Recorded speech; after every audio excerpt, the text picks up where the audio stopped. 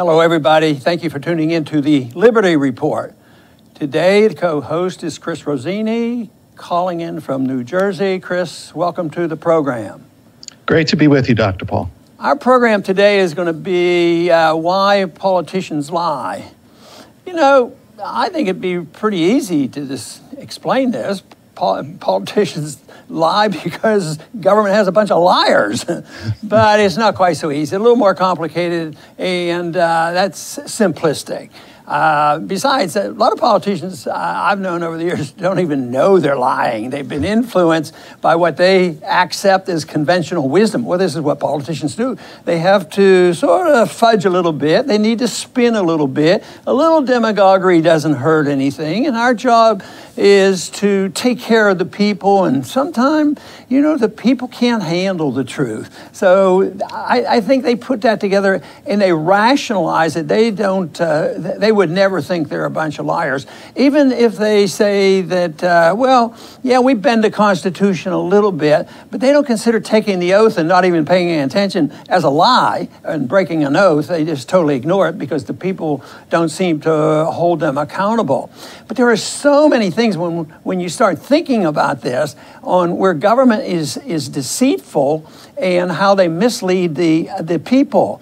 But I think there's one broad principle that we should think about, and that is, what is government based on? Government's based on aggression, and that is the use of force.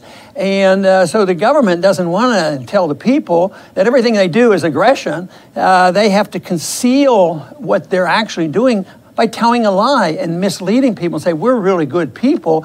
These aren't lies and this is not aggression.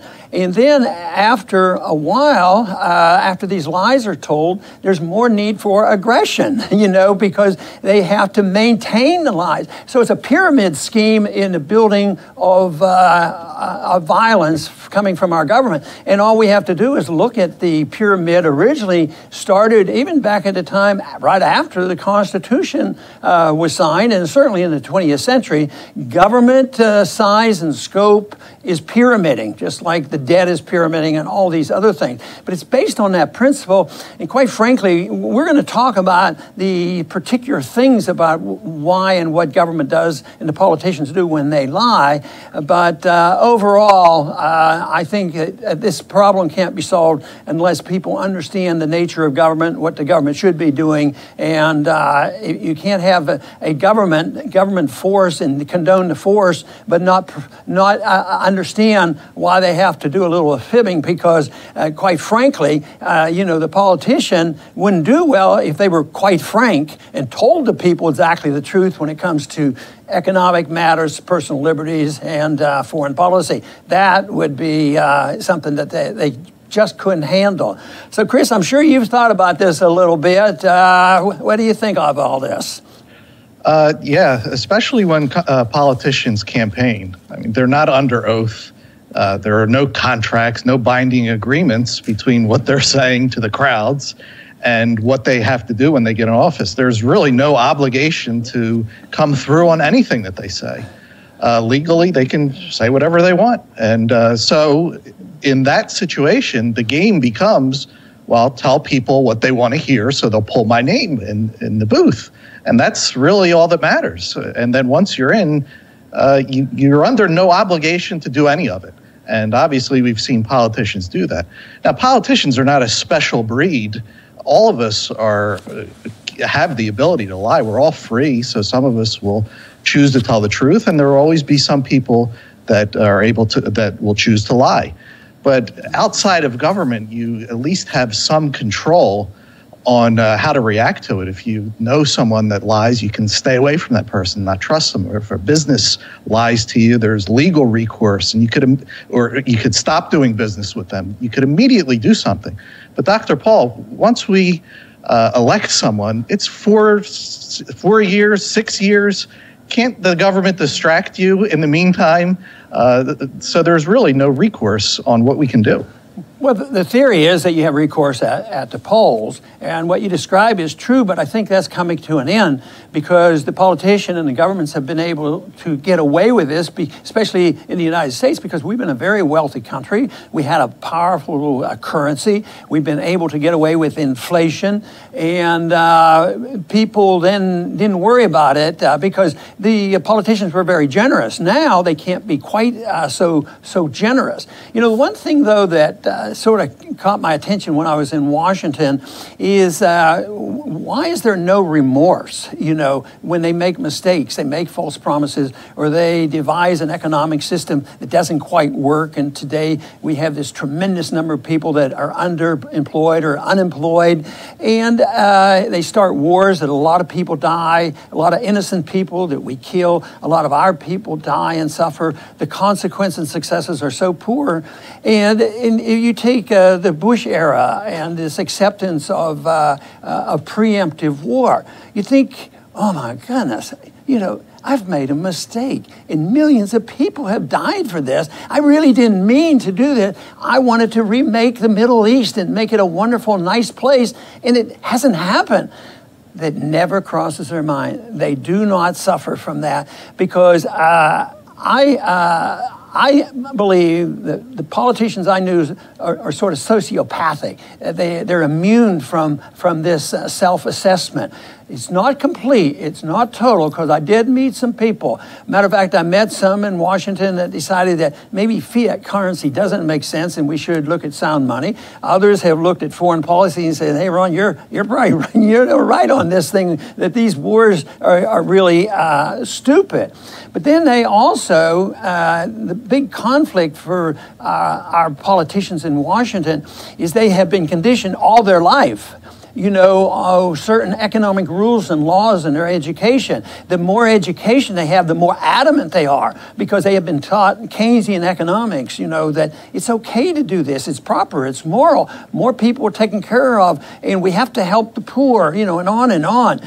You know, a socialist never feels badly about what they're advocating, even though it's based on violent force of government to forcibly redistribute the wealth and make people a lot poorer. They never do that because the intellectuals are behind them and say, this is what you learn. I got an A because I was able to recite this to the professor, and now I'm doing it. And then they find excuses, and every once in a while you come up with a politician that writes books about excuses on why things didn't quite go the way they thought. So I think that is part of the problem. But there are some specific things I'm sure you're aware of that government goes out and they go out of their way to mislead the people. Oh, of course. It's all the time. Unfortunately, politicians, they learn from if lying equals success in getting elected, they don't have a change of heart and say, okay, that's it, I'm telling the truth from now on. No, they continue to lie while they're in office, no matter who's in office. The economy is great. Obama's telling us the economy is great. Trump said, no, it isn't. Now Trump says, yes, it is. So they're always fabricating things, and there's no inflation, yet our bills, when I see my bills constantly rising, I'm not supposed to trust my own eyes. They tell me there's no inflation, right, and we're always winning. And so it continues beyond just the campaign. While they're in office, it's lying equals success, and it's pretty backwards. A little bit more that goes along with what I was saying is, you know, the politician actually, they learn to lie to themselves. If they can't be true to themselves, you know, they can lie to everybody else and it doesn't bother them. But the other thing is a monetary factor and also the benefits to the politician, because basically they're rewarded for lying. You know, if you know how to do this and fib and get by and make rash promises and not be held to account, you progress and you stay in office, or you get elected and you become chairman, and you have to know how to do this. You have to raise money, so you get rewarded for spinning the lies and kowtowing to the special interest. In contrast to this, what if you're a whistleblower? And you know, last weekend when we had our meeting in Alexandria at Dulles Airport, we talked to whistleblowers and they suffered. So telling the truth is a cost, and yet if you tell a lie, you get rewards. You say, all right, do this, get me this contract. Yeah, I know we don't need this bomber, even if it is a weapon that's outdated 50 years. It's good for jobs, and they rationalize, and then they get a good donation. So unfortunately, the situation we have today that exists, that you are literally financially or politically rewarded,